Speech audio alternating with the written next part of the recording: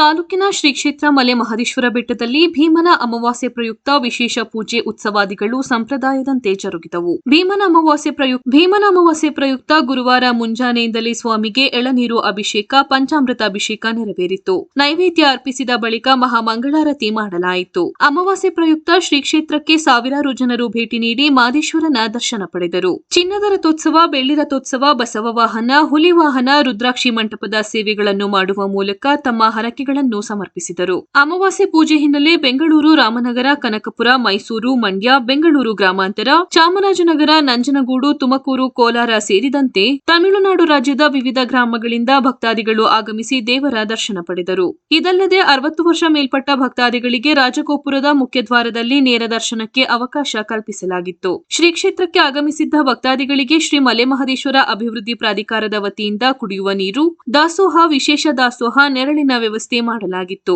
ಭೀಮನ ಅಮಾವಾಸ್ಯೆ ಪೂಜೆ ಬಳಿಕ ಶ್ರಾವಣ ಮಾಸದ ಕುಂಭಾಭಿಷೇಕ ಪ್ರಾರಂಭವಾಗುವ ಹಿನ್ನೆಲೆ ಲಕ್ಷಾಂತರ ಭಕ್ತಾದಿಗಳು ಒಮ್ಮೆಲೆ ಆಗಮಿಸುತ್ತಿದ್ದರಿಂದ ಭಕ್ತರನ್ನು ನಿಯಂತ್ರಣ ಮಾಡಲು ಪ್ರಾಧಿಕಾರದ ಸಿಬ್ಬಂದಿಗಳು ಹಾಗೂ ಪೊಲೀಸರು ಹರಸಾಹಸ ಪಡಬೇಕಾಯಿತು. ಭೀಮನ ಅಮಾವಾಸ್ಯೆ ಪ್ರಯುಕ್ತ ಹೊಸೂರು ಮೂಲದ ರೋಸ್ ರಮೇಶ್ ಗರ್ಭಗುಡಿ ಹಾಗೂ ದೇಗುಲದ ಒಳಾಂಗಣವನ್ನು ವಿವಿಧ ಪುಷ್ಪಗಳಿಂದ ವಿಶೇಷವಾಗಿ ಸಿಂಗರಿಸಲಾಗಿತ್ತು.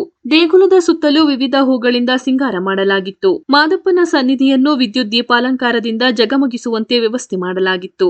ದೇಗುಲದ ಆವರಣವನ್ನು ತಳಿರು ತೋರಣಗಳಿಂದ ಸಿಂಗರಿಸಲಾಗಿತ್ತು. ಶ್ರೀ ಕ್ಷೇತ್ರಕ್ಕೆ ರಾಜ್ಯದ ನಾನಾ ಭಾಗಗಳಿಂದ ಆಗಮಿಸಿದ ಭಕ್ತರಿಗೆ ಯಾವುದೇ ತೊಂದರೆಯಾಗದಂತೆ ಕುಡಿಯುವ ನೀರಿನ ವ್ಯವಸ್ಥೆ, ನೆರಳಿನ ವ್ಯವಸ್ಥೆ, ಸರತಿ ಸಾಲಿನ ದರ್ಶನ ವ್ಯವಸ್ಥೆಯನ್ನು ಕಲ್ಪಿಸಲಾಗಿದೆ ಎಂದು ಕಾರ್ಯದರ್ಶಿ ಎಇ ರಘು ತಿಳಿಸಿದರು.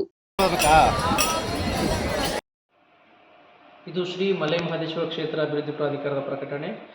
ಈ ವರ್ಷದ ಈ ತಿಂಗಳಲ್ಲಿ ದಿನಾಂಕ 24ರಂದು ಅಮಾವಾಸ್ಯೆ, ಭೀಮನ ಅಮಾವಾಸ್ಯೆ ಇರೋದ್ರಿಂದ ಹಾಗೂ ದಿನಾಂಕ 23 ಆಗಸ್ಟ್ ಜುಲೈ ಈ ತಿಂಗಳಲ್ಲಿ ಎಣ್ಣೆ ಮಜ್ಜನ ಸ್ವಾಮಿಗೆ ಎಣ್ಣೆ ಮಜ್ಜನ ಸೇವೆ ಇರೋದರಿಂದ ಹೆಚ್ಚಿನ ಸಂಖ್ಯೆಯಲ್ಲಿ ಭಕ್ತಾದಿಗಳು ಕ್ಷೇತ್ರಕ್ಕೆ ಬರ್ತಕ್ಕಂಥ ನಿರೀಕ್ಷೆ ಇದೆ. ಸುಮಾರು ಅಂದಾಜು 1.5 ಇಂದ 2 ಲಕ್ಷ ಭಕ್ತಾದಿಗಳು ಬರ್ತಕ್ಕಂಥ ನಿರೀಕ್ಷೆ ಇದೆ. ಹಾಗಾಗಿ ಕ್ಷೇತ್ರದ ವತಿಯಿಂದ ಭಕ್ತಾದಿಗಳಿಗೆ ಒಂದು ಮೂಲಭೂತ ಸೌಕರ್ಯದ ವ್ಯವಸ್ಥೆ, ಕುಡಿಯುವ ನೀರು ಇರ್ಬೋದು, ಶೌಚಾಲಯದ ವ್ಯವಸ್ಥೆ ಇರ್ಬೋದು, ದರ್ಶನ ವ್ಯವಸ್ಥೆ ಇರ್ಬೋದು, ಮತ್ತು ನಿರಂತರ ದಾಸೋಹದ ವ್ಯವಸ್ಥೆ ಇರ್ಬೋದು, ಹಾಗೂ ಸೂಕ್ತ ರಕ್ಷಣೆ, ಪೊಲೀಸ್ ಬಂದೋಬಸ್ತ್ ವ್ಯವಸ್ಥೆ ಇರ್ಬೋದು, ಎಲ್ಲನೂ ಕೂಡ ಅಚ್ಚುಕಟ್ಟಾಗಿ ಮಾಡ್ಕೊಂಡಿದ್ವಿ. ಅದೇ ರೀತಿಯಾಗಿ ನಮ್ಮ KSRTCಯಿಂದ ಸುಮಾರು 300 ಬಸ್ಗಳ ವ್ಯವಸ್ಥೆಯನ್ನು ಕೂಡ ಮಾಡಲಾಗಿದೆ. ಭಕ್ತಾದಿಗಳಿಗೆ ಯಾವುದೇ ರೀತಿ ತೊಂದರೆ ಆಗದ ರೀತಿಯಲ್ಲಿ ಲಾಡು ಇರ್ಬೋದು, ಲಾಡು ಪ್ರಸಾದ ವಿತರಣೆ ಇರ್ಬೋದು, ಪ್ರಸಾದ ವ್ಯವಸ್ಥೆ ಇರ್ಬೋದು, ಮತ್ತು ನೆರಳಿನ ವ್ಯವಸ್ಥೆ ಇರ್ಬೋದು, ದರ್ಶನ ವ್ಯವಸ್ಥೆಯನ್ನು ಅಚ್ಚುಕಟ್ಟಾಗಿ ಕ್ಷೇತ್ರದ ವತಿಯಿಂದ ಮಾಡಿಕೊಟ್ಟಿದ್ದೇವೆ.